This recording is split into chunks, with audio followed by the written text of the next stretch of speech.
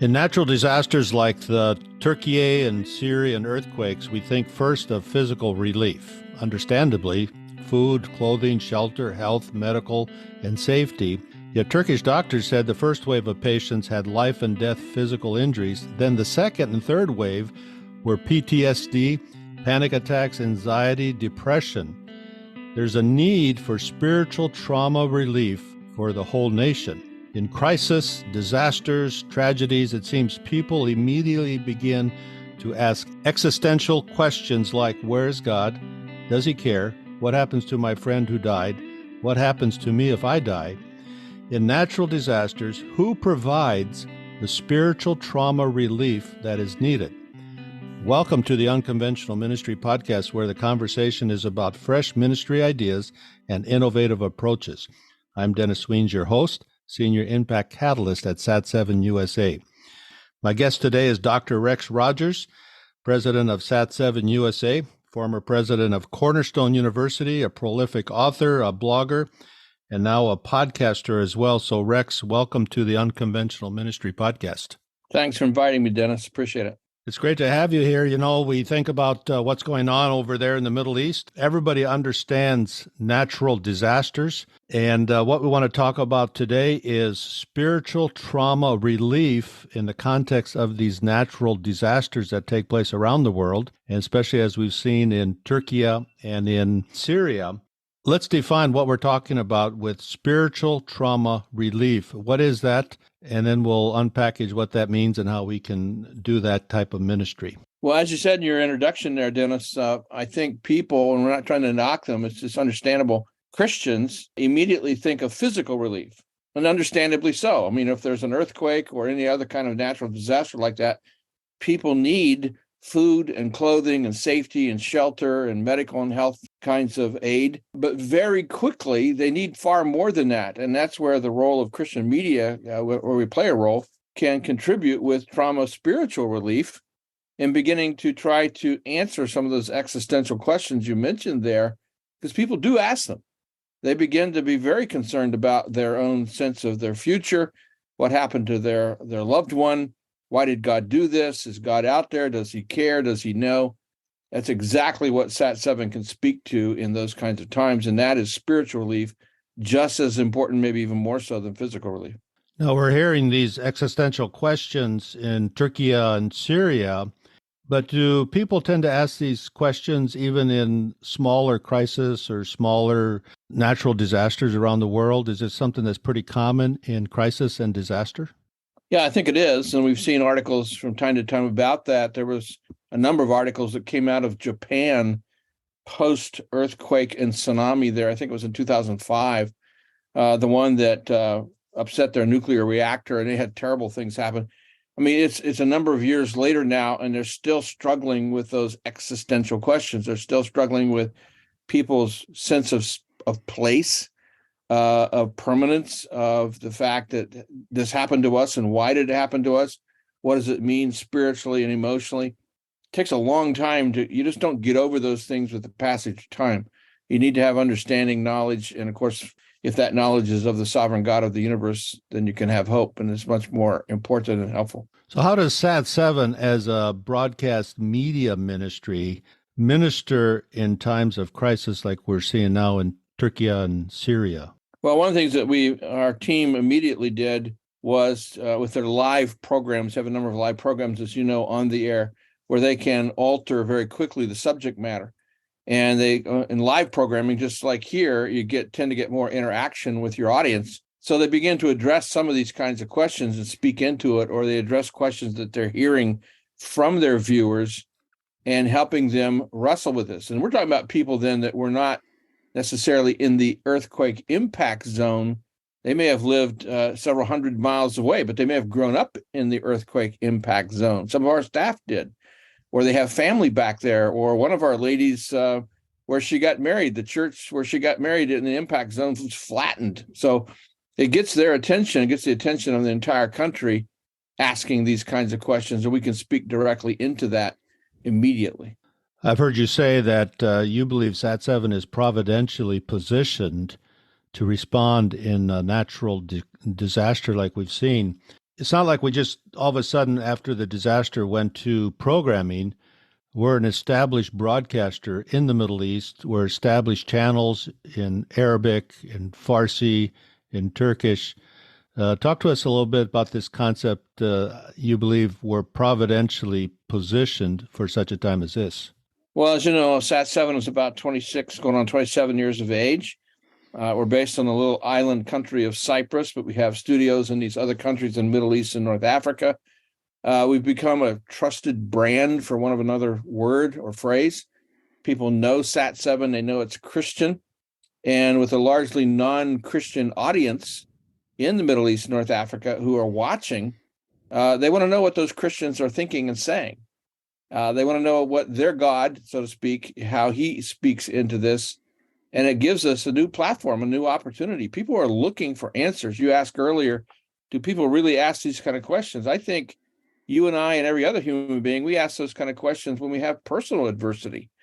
When our wife goes through an illness, an unexpected diagnosis. I mean, it's a test of faith. And you begin to ask those kind of questions. You go back to the Lord. If you don't have the Lord to go back to, think of the anxiety and the other kinds of spinoffs of that depression and so on that can happen. So we really try to minister to people at that time, sharing not only but the providence of God, that he's not this meanie in the sky. He's not trying to hurt people, but he speaks to them. One last thought. Christianity is the only, quote, religion where God is the heavenly Father, where he is compassionate, where he cares, where he knows you personally and individually. There's no other God in any religion that is presented like that. I know part of Sat7's vision is to make the gospel available to everyone in the Middle East and North Africa. And so you think of new audiences, and these disasters really offer a new audience that Sat7 can speak into the real felt needs at that time.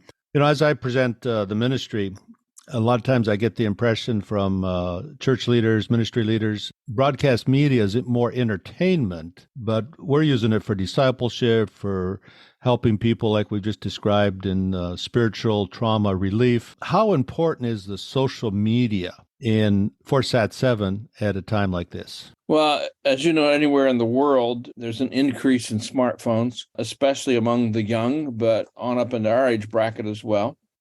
And when you have a situation, we heard that the other day, like an earthquake or series of earthquakes in Turkey and Syria, a lot of the televisions have been knocked out. They don't have TV sets, but they have their smartphones, and there's still connections with their satellites, and they're watching programming on those smartphones, or they are tuning in through social media and receiving information about health and hygiene, about safety, the weather, the natural disaster. They're receiving information about who God is and directly addressing these questions if it's coming from us. I know we've done a lot of special programming. What are some special programs that you related to it a little bit that we're doing specifically for those immediately affected by the earthquakes? Well, it takes a little longer. As you know, the process with that, again, the first is a live programming where they can change the topic the next day. And they bring in then pastors, spiritual counselors, Christian psychologists, people who can speak directly and authoritatively to the idea of trauma and how God works and what is the theology of approach to suffering, and help people in terms of their understanding of why they're experiencing what they're experiencing, or how they can trust God in the process of that. Then the next thing they can develop, or are developing, are programs that deal directly with who God is and what Christianity is in terms of the Turkish people. Sat7 Turk in particular is very conscious of the fact that much of early Christian church history took place in Asia Minor, in Antalya, in Turkey. So they want the Turkish people today to know that. And so they'll connect back with that and help them see their Christian heritage. And so some of the programming focus on some of the Christian monuments, churches, and other kinds of Christian presentations in the impact zone that were lost, and what that means then to the Turkish people, and kind of speaking to them in that way. For those of you listening to this podcast, I encourage you to share it with others so they can learn about what we're doing for spiritual trauma relief at the site of the earthquake, really for the whole nation of Turkey and Syria. And then read some of the amazing stories. And that's at sat7usa.org. And there's a lot of different resources there, ways that you could be involved. Many of you support in-country, on-the-ground resourcing of people that need hands-on help, but also come alongside and help us as we provide spiritual trauma counseling and healing and relief through broadcast media, through social media. So, Rex, you've become a podcaster as well. You joined my podcast here, the Unconventional Ministry Podcast, but you do a podcast as well. And you talk about some of these things on your own podcast, Discerning What is Best. You're enjoying that? Enjoying a great deal. Started last January. It's a new experience. I got into it through some of your work. It's just a new way of expressing your thoughts, getting it out there. I hear from people who listen. Of course, varies with the topic and varies with the week. I try to post one a week, sometimes two. But discerning what's best comes from Philippians 1, 9 through 11, where we are charged by the Lord to discern what is best in our lives and to make sure that we're applying our Christian faith in and through the lives that he's given us. So I encourage you to get on the website, sat7usa.org, and then /podcasts, plural. There's 2 podcasts there. You can listen to Rex's podcast, Discerning What's Best, and you can also listen to this podcast, Unconventional Ministry. So, Rex, thank you again for carving time out of a busy schedule and joining the Unconventional Ministry podcast. As we wrap up here, what is some advice that you have for our podcast listeners as they think in terms of ministry in the Middle East? Well, I'd certainly encourage them, number one, to pray for the people of Turkey and Syria. An earthquake like this, any kind of natural disaster, and again, we learned this in Japan a few years ago, it has a long tail, as I say. It just doesn't, things don't get fixed in a week or a month or even 2 years. People that lose loved ones. I mean, think about 9/11. We're still working through that as a nation and as a people. And of course, those who lost loved ones directly, they'll never quite get over that. So pray for the people of Turkey and Syria. Pray for Sat7 that they have wisdom in how to speak into this kind of situation. And as you know, the Middle East, there's a crisis every week or so. And there's other violence and things going on right now that are of great concern in Syria and in Yemen. And of course, the inflation and issues in Lebanon as well. Speaking of prayer, I host a monthly Zoom prayer called Beyond Borders Prayer, Zoom, and that's on the website as well. And you can join that each month. And rather than me talk about prayer requests through the gift of technology, we connect directly with somebody in the Middle East, learn of their ministry, their aspect of Sat7, what are their challenges, and how can we pray. So I invite you to join us on the Beyond Borders Prayer each month. So go to the website to register for that, and we'd welcome you to join us next week. On Wednesday is this month's Beyond Borders Prayer, so join us for that as well. So, Rex, again, thank you for joining the Unconventional Ministry Podcast. Thank you, Dennis. Blessings. In our changing world, there are more ways than ever to do ministry. Sat7 as a broadcast media ministry is changing how ministry is done.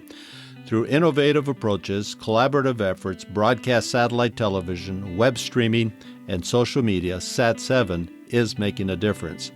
Visit Sat7 online today at sat7usa.org to learn ways you can be a part of this kingdom work. If you've enjoyed this conversation, please share it with your friends. If you know of an unconventional ministry approach, please introduce us. We'd like to have them on as guests. Thank you again for joining this episode of the Unconventional Ministry Podcast.